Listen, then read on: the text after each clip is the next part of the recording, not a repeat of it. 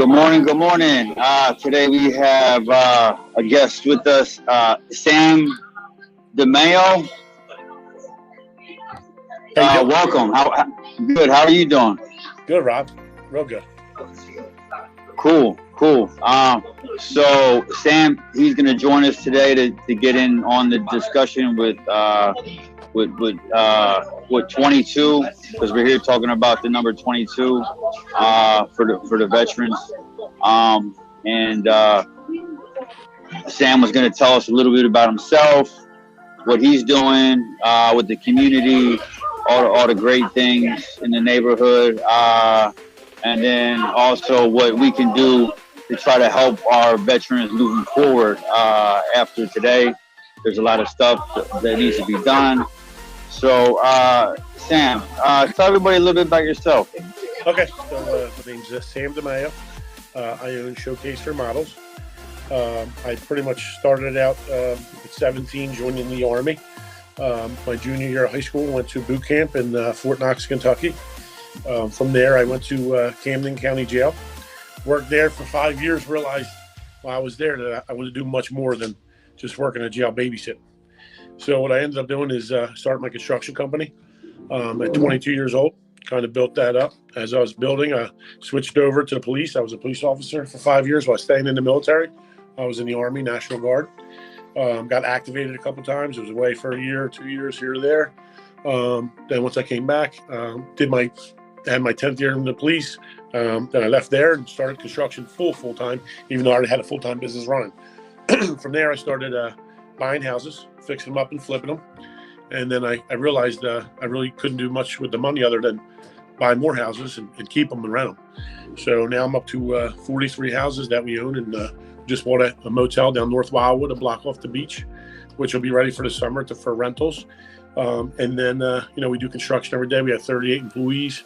We have all good people. We have a great team, and everyone meshes really well with each other. We do great around here. Yeah, that's amazing, Sam. You're doing a lot of good things, great things with the neighborhood, man. We really appreciate that. And yeah, thank you for your service. Yeah. Absolutely. So what kind of made you want to do the military? What got you into that? Well, I always wanted to try and drive a tank and shoot different guns and all that fun stuff as a kid. So that was kind of like my hobby, and then to be able to get paid to do it was kind of like a dream. So I was able to basically drive M1, A1 tanks. I drive M3 Bradleys. I shot every single, automatic, semi-automatic, whatever weapons, and just a really great experience with a lot of great people. Taught me a lot of discipline while I was there, and I took that discipline and training, and I kind of rolled it over into a business.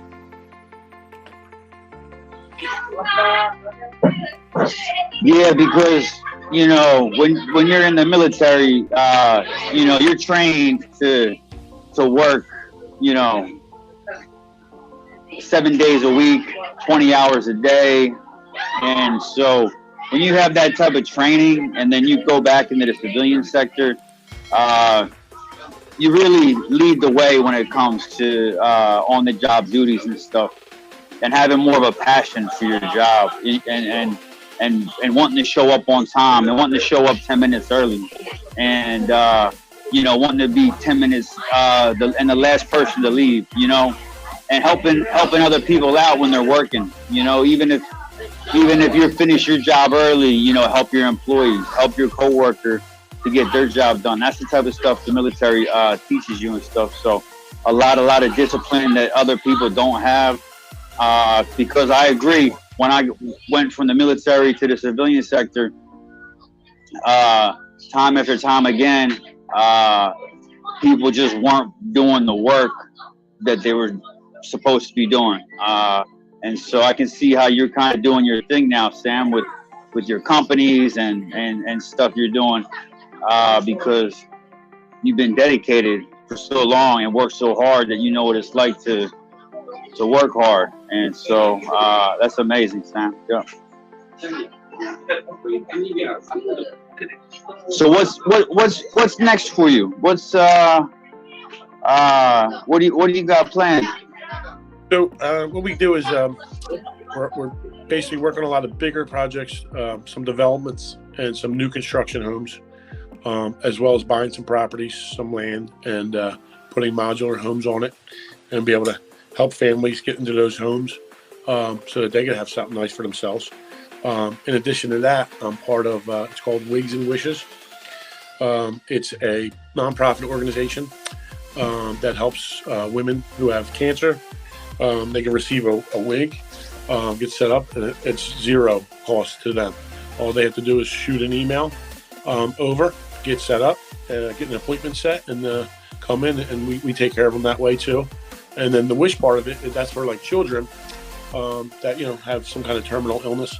We try to make their wish happen for them because it's really, really cool. And I met a guy, really awesome guy, when I was doing work for him, and we became very good friends, and he put me on the board, and kind of been running that ever since.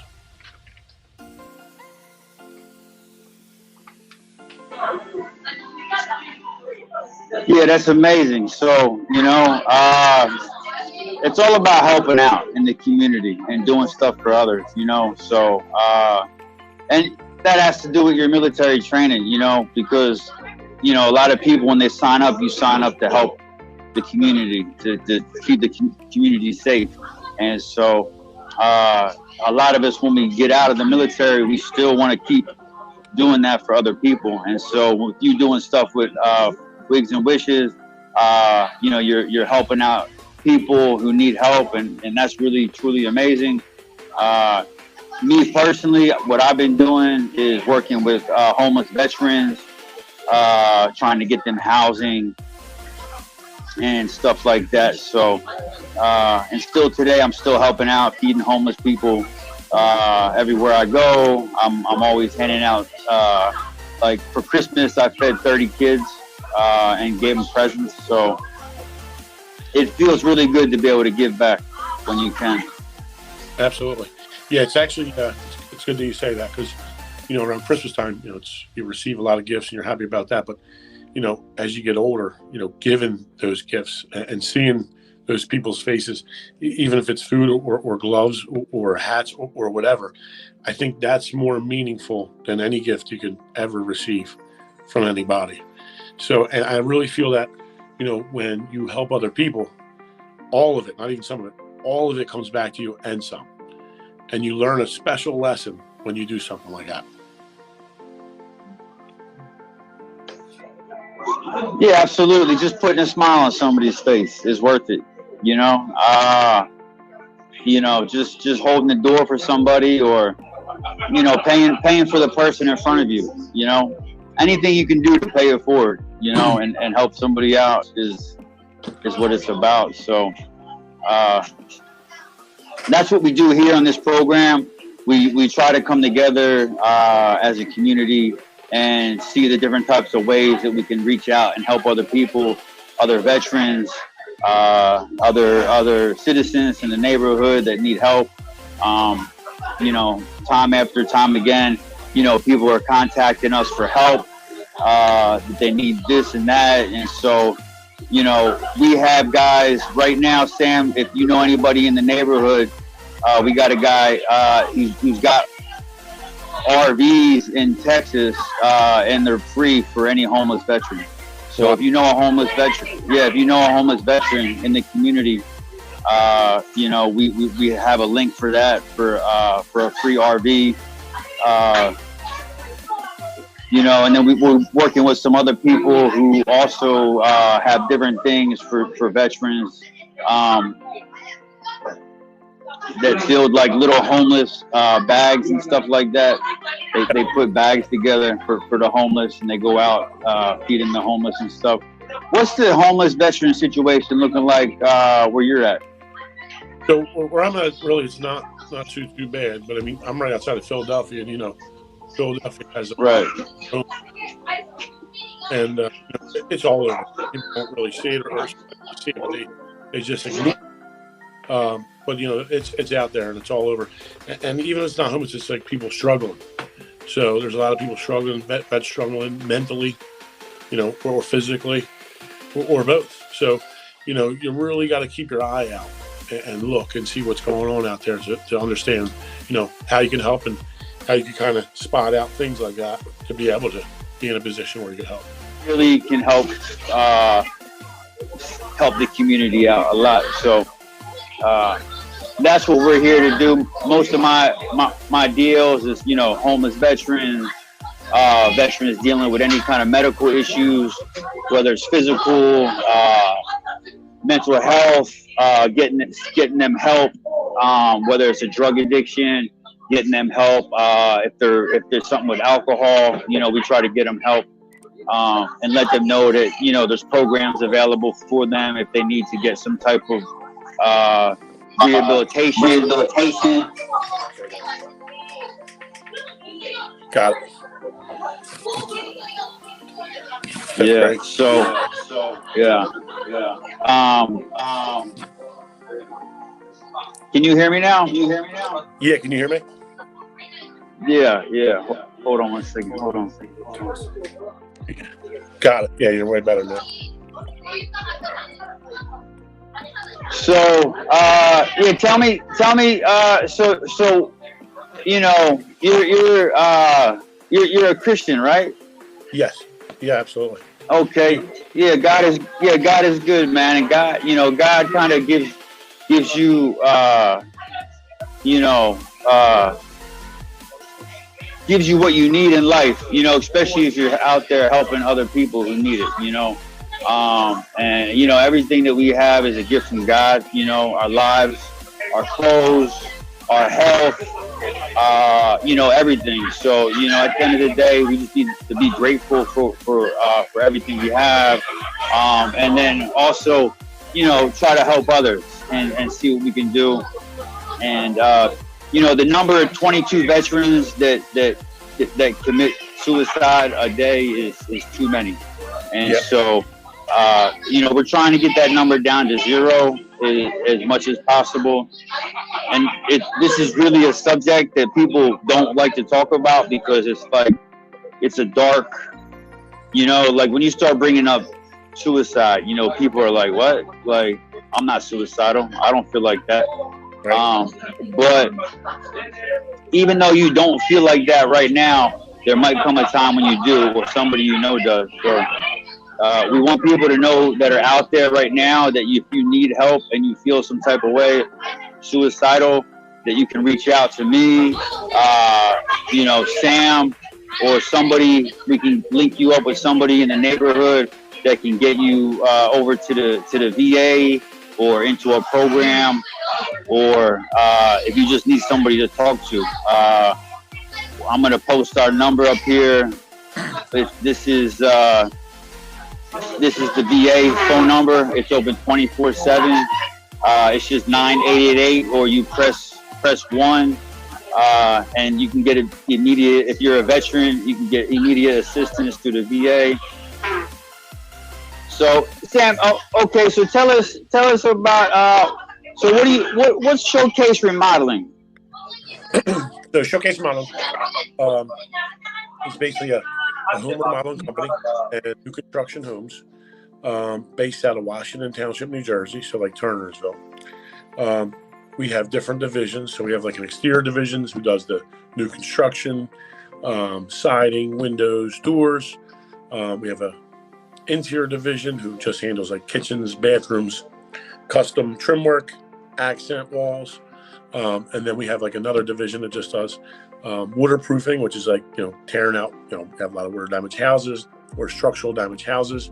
They're able to mitigate any kind of water damage. We work a lot with the insurance companies. We help a lot of people out, that think, hey, look, I just had a leak and what am I going to do? And they say, hey, look, you have insurance. So that's what you pay that for, and that's what you should be using it for. And we're able to help them get the proper settlement from the insurance companies, because a lot of times the insurance companies, they just don't want to pay. They want to look for a way out of it. And that's kind of where I come in. I have another guy, Stan, he comes in and kind of work on that together, and then call the adjuster up and let him make it right. And that's what we do. We make them make it right.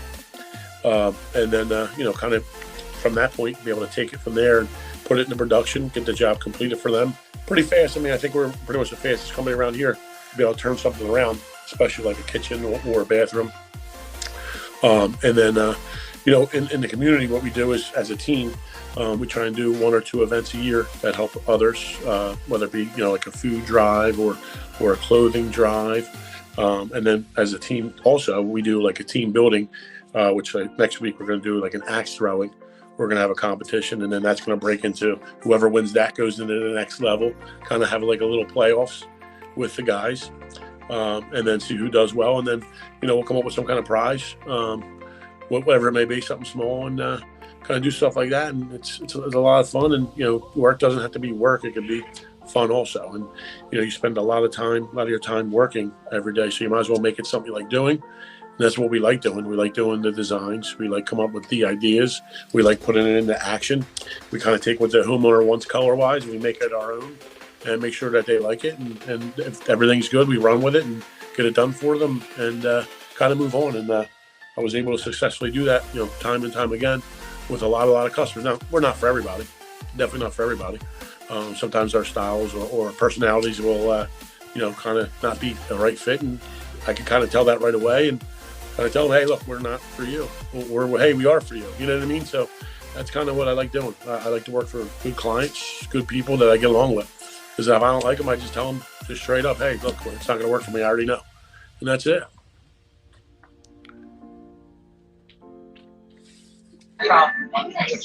Yeah, that's amazing. That's amazing, Sam. So, yeah, you're definitely, you're a good guy, Sam. And, you're a military guy, so that's even more amazing. So, you just know what the definition of hard work is. There's something about, and I can't explain it, but when you were in the military and you go through basic training and AIT, I mean, if you can make it through that, then I give you a lot of, anybody who can make it through that, I give them a lot of respect, because with them drill sergeants, man, they will make you on your first day in boot camp. They'll make you quit. They'll make you call your mama and say, I can't do it no more. It's tough. So if you made it through basic and AIT, you have a different mindset than a lot of people out there. More disciplined. So it seems well, how do you feel about everybody being in like the military? And so, so as far as I guess people being in the military, I mean, they kind of been through what I've been through, so they know the mentality and they kind of know how to handle me better. It's kind of hard to kind of deal with somebody like me, just being honest with you. But because there's no like hour where I just turn off. It's always on. So that works mode is on. So and then again, when you're in the military, the holiday thing, there's really no holiday thing. So if you're away and you're out there, those holidays, it's just another day, right? So kind of transitioning back, it's kind of hard because you're used to one way, which is, hey, it's Christmas, but you're working Christmas. You know what I mean? It's Thanksgiving, but you're working Thanksgiving. You're on. So now it's like, okay, cool, it's another day, but now I got to act the part, which is, hey, now we're thankful for our food for Thanksgiving, but you got to have that family time too, and then kind of do military. And that it's kind of a hard transition at first, and it took me years to get that, right. I'm still working on that because, again, I get that mindset of, hey, it's just another day, but really it's not for other people, and you kind of for the other people, you got to do the right thing.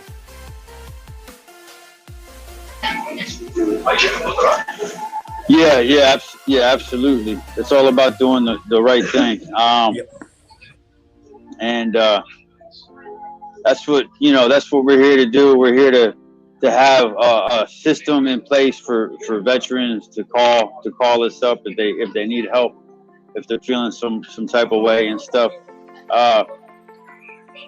Because a lot of these guys, when they get back from war and they come home, a lot of these guys, they don't have a home to go back to. Say I don't know where you were stationed, or I don't know that, but I know a lot of guys who were in the military, they could have been stationed, in Germany for 10 years. They could have been in Iraq for 10 years. So when these guys are coming back home, a lot of them don't have a home to come back to. If you've been gone from home at 18 for 10 years, your parents could have passed away. Your brothers could have moved out the neighborhood. And so a lot of our guys that are coming back, don't have nothing to go back to. So it's really good to have a support group available. I know through the VA is trying to do as much as it can. But the VA hasn't always been helping people. And, you really got to know how to get help. If you're down and out, you come home from war and you're going through some stuff emotionally and physically because you're wounded inside and outside, and you get home and the only thing you have to look towards is a bottle, and a broken neighborhood in a city that's gone, that you don't even recognize anymore. Some of these guys lose hope. They lose faith. They go into a dark place, and it's a dark time for them. And they don't know who can help them. And obviously God was the first one they should seek. Sure. But after God, there should be a process of getting help with more programs. So, there are programs for these guys, but, as a community, there's still a lot of stuff that needs to be done. We need more vans on the road driving around the cities, picking our guys up off the streets, getting them to shelters, getting them food, because they're not going to be able to make it from the streets to the hospital. Some of these guys, they live in the streets and they won't leave the streets. I know a guy right now I'm talking to. He lives in upstate. He lives in New York and Long Island, and all these veterans live in the woods in Long Island. So what he does is he goes out with toothpaste, toothbrush, socks, and that worst time is great. And there's some stuff out there, like you said, that stuff, but a lot of people don't. But let me ask you this, Rob.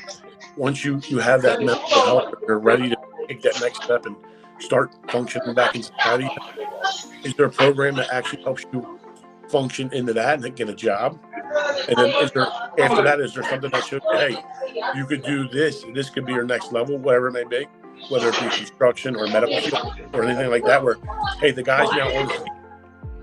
Let's take it to the next level by having someone like a coach or someone that's like a mentor kind of help them along and say, hey, here's the path that I did. Why don't, if you want, follow this path and this is where you'll be at if you put the time into it. What if they had something like that? Do you know of anything like that or no? They should. They should have that. They should have like a mentor buddy program. Where when as soon as you get out, you're linked up with somebody, another veteran. Yeah. So maybe that's something me and you can talk about offline and say, look, we got these guys, whether they're just getting out of active duty training or maybe they've been out for 10 years. Doesn't really matter. Why don't we sit down with those guys and go, hey, I can offer you a job if that's going to help you. I can offer you a free mentorship on how to do what I do. And I can kind of guide you along. Hey, not that I'm perfect. God knows I'm not perfect, but I came a long way. So I think I would be able to kind of spread that knowledge onto someone else that can need it. And I think I'd be willing to do something like that, Rob. Yeah, absolutely. Yeah, we should put something like that together, man. Yeah, that would be amazing right there, because that's what they need. They need a battle buddy. That, Yep. At the end of the day, that's gonna look out for them. Yep.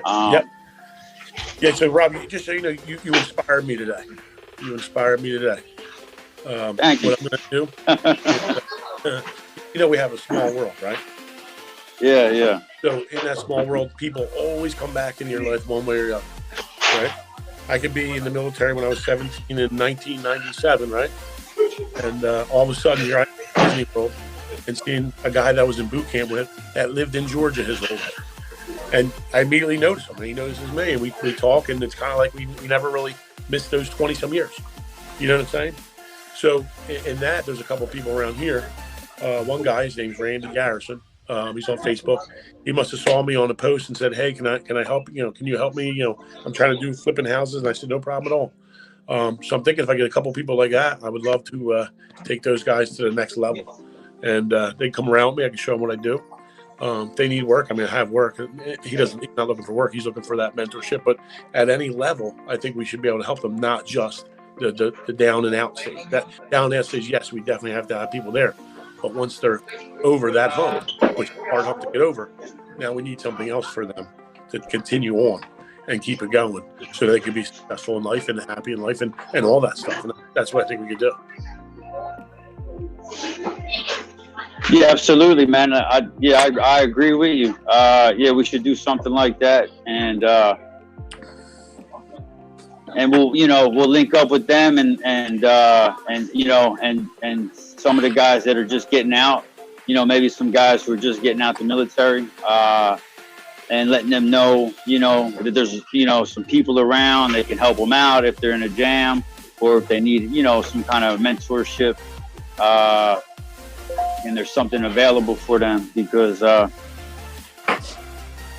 that's the thing. Like, these guys are getting out the military, and that's like you some of the guys, when you first get out, you don't know where you're going. You're happy to be out, but you really don't know what direction you're going. And so, like, to have some kind of program available for them, or something set up in case there's, like an emergency, and thank God with social media now, we can kind of reach out to these guys a little more. I know we have a lot of viewers watching right now because they call me all the time and say, "Hey, we like your show. We're watching your show." If there's anybody out there watching who is going through some stuff and needs a mentor or needs some kind of need some help or guidance, contact me or Sam, and we're putting something together for some guys, and try to get you guys some help. If you just feel like you don't have anything or anybody, and you need something, maybe just contact us and we can see what we can put together for you guys, whether it's some work or maybe just some mentorship, or just a conversation or a haircut, or maybe you guys might need like a new suit to go look for a job or something. Contact us, see what we can put together for you guys watching. There are people who care, and we support all our veterans all the time, no matter what you're going through. It doesn't matter if it's alcohol, drugs. It doesn't matter if it's mental or physical. If you got some kind of problem that you're dealing with, we are here for you, and we'll try to help you guys out as much as possible. Or if anybody watching knows another veteran who needs some help, just have them contact us and see what we can do for them. So, did you catch the Eagles game? Did I catch it? I was there in the front row. What? Oh yeah. Yeah. So I was blessed because I do a lot of work with the Eagles players and Eagles coaching staff, and they're all great people. They're all awesome people. You'd be blown away on how real these people are. So I reached out to one of them, not that I wanted tickets, but I said, "Hey, look, should I buy these tickets or whatever?" And they said, "Hold on, give me a second." Next thing you know, I had front row for their cost on the tickets, which was way less than they were selling for. It was unbelievable time. I stayed, with the friends and family at the Eagles hotel, because they rented out a whole side of a hotel. So I stayed there. Got to enjoy a lot of different things and experience a lot of different things. It was, you know, upsetting that they lost, but I feel like this is one of the best teams I've ever seen for the Eagles ever. And you know, just the bonding and the experiences and the memories that I made there, they'll last a long, long time. Similar to that in the military. You know, going back to that, you know, the game was played in Arizona. You know, going there, right? I didn't remember ever being in Arizona, except when I drove by. Like it's almost like a right. It's called Jack in the Box.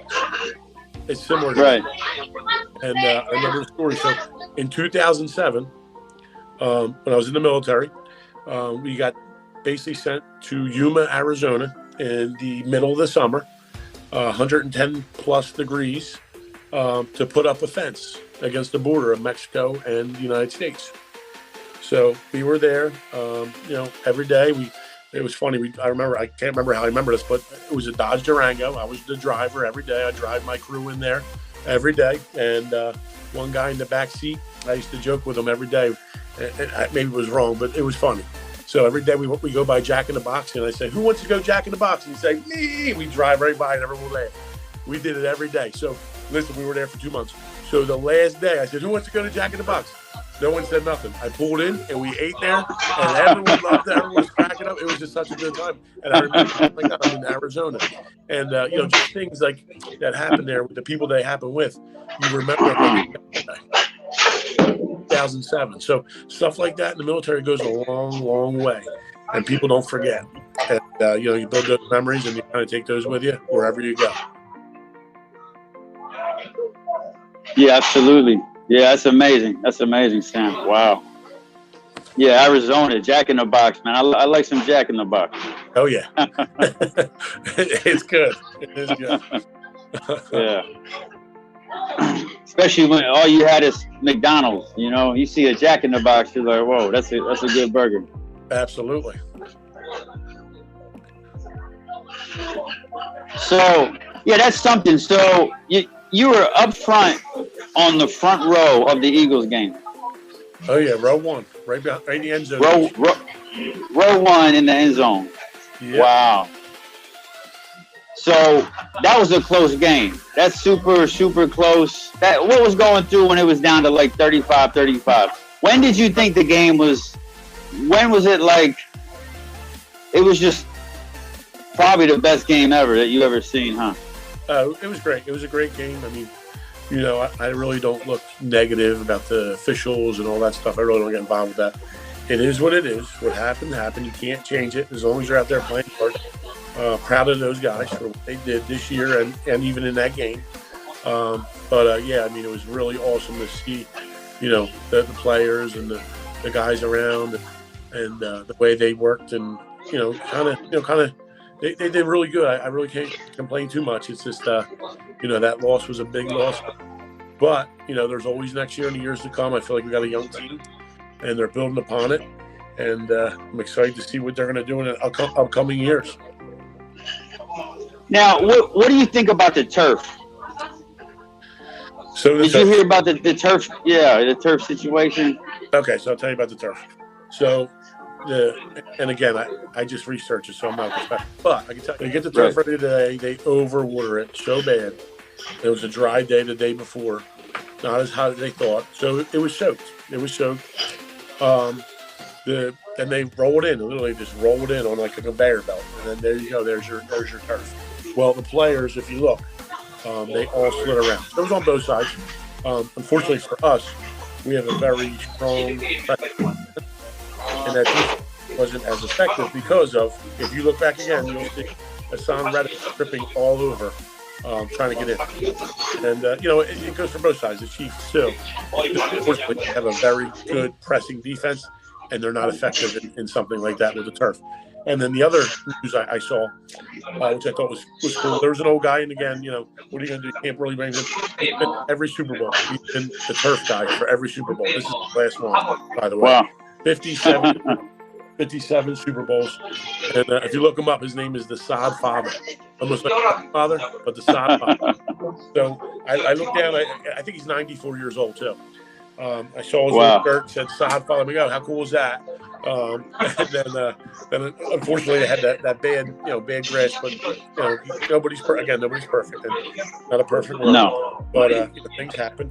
I thought it was awesome. That was his 57th Super Bowl. He's been there since the first one, taking care of the grass. And again, it's unfortunate, but I think they have a positive outlook. And if we can put even close to that same team together next year, if we can hang on, and it's going to be tough to hang on them all, but if we can hang on to most of those guys, we will be right back there again. Yeah, I say run it back, man. Run it back. Absolutely. Chiefs Eagles Super Bowl The D8. Part 2. Yeah. But not in Arizona and with better turf. Well, next year will be Vegas. Vegas. Oh, yeah. Vegas. That'll be a good one. It'll be great. That'll be a good Super Bowl. Oh, yeah. Yeah.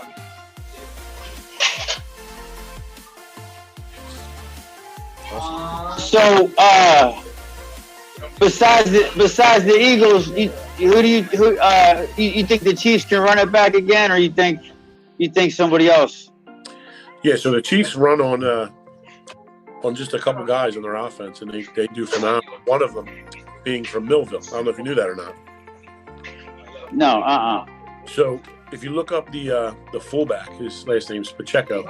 He's from Millville, New Jersey. He is an inspiration in himself. He had very bad, I guess, I won't say home life, maybe family life, where his brother died. And his sister also died.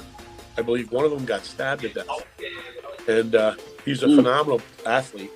He decided to go to a local college instead of going, to like one of these big colleges. All he wanted was to come to the games. So that's why he did that.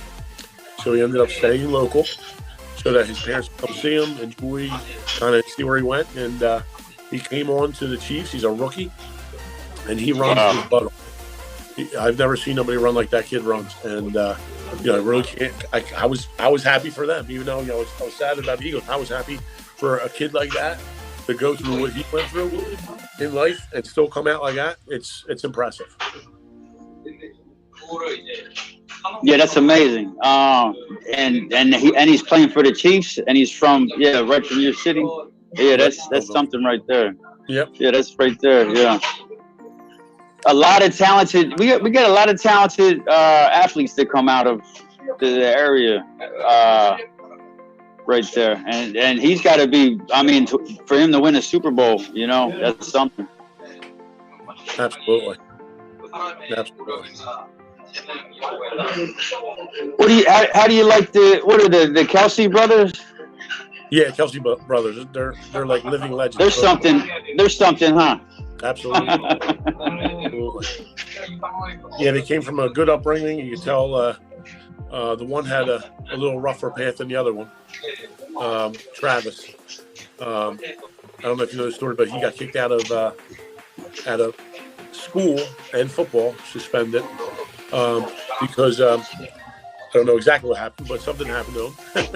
But his brother was able to help him out and get him talked back in. The program got suspended for a year from football, and then he was right back in it. So, and look at him now, the star. Yeah, that's the younger one, right? The one that plays the tight end. Yeah. But he's actually and I mean he's the best tight end. He's the best tight end in the league. Yeah, he's definitely right up there with everybody else. Yeah, he's a beast. Okay, so did you know? I think Lane Johnson. He was in the 2000. What is it? I think the 2003 draft, right? I'm not sure.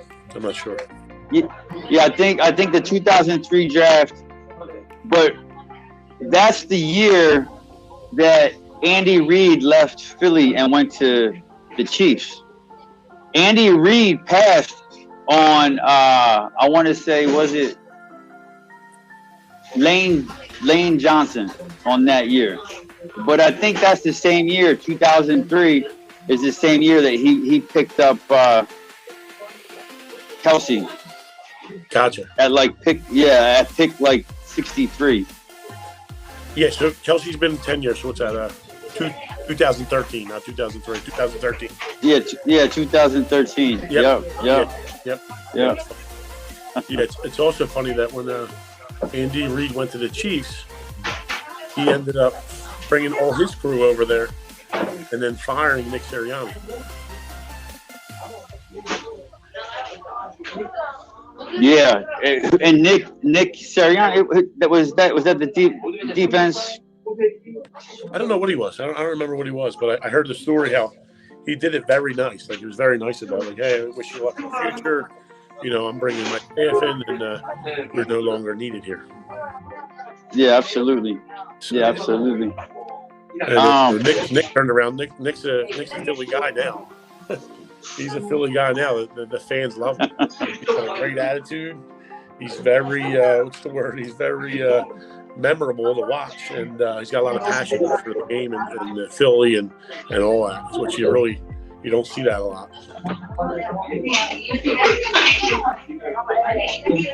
Yeah, there's nothing like catching the birds on the screen. So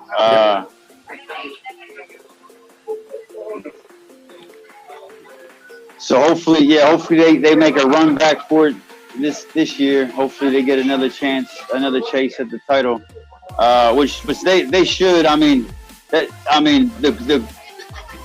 They could have. They had 3 losses, but they could have went undefeated. They sat out their quarterback for the last 3 games. Yep. You know, so I know they're talking about maybe changing the offense and defense coordinators right now is what I was reading and stuff, but they had a good year. They had a good season. I don't know. You can't say the only game they lost was against Andy Reid, the best coach in the league, against a team that he used to coach for. So, it's like, it wasn't that you had bad coaches, you just coached against Andy Reid. You had a bad game because Andy Reid, is a phenomenal. He works his players really hard and stuff. So, definitely.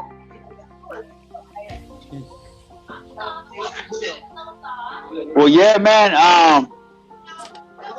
We appreciate you coming on here, Sam. It's a pleasure for you to join us, and it's an honor. You being a veteran.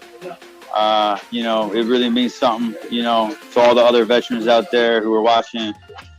For anybody to come on here and take their time to discuss these issues, because these are real life issues, and these are things that people need help with.